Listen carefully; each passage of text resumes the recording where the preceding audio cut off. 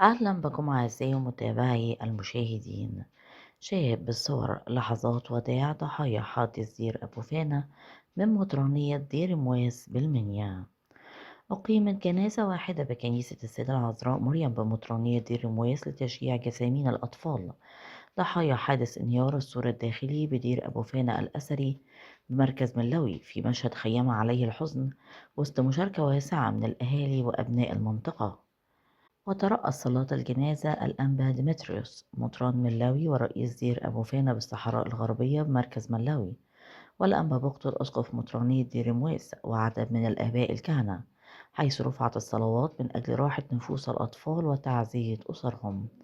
وشهدت مراسم الجنازة حضورا كثيفا من أهالي الضحايا وقاربهم الذين ودعوا أبنائهم في أجواء مؤثرة عقبت الحادث الأليم الذي أسفر عن وفاة 4 أطفال من أسرة واحدة وإصابة طفلين آخرين جرى نقلهما لتلقي الرعاية الطبية اللازمة.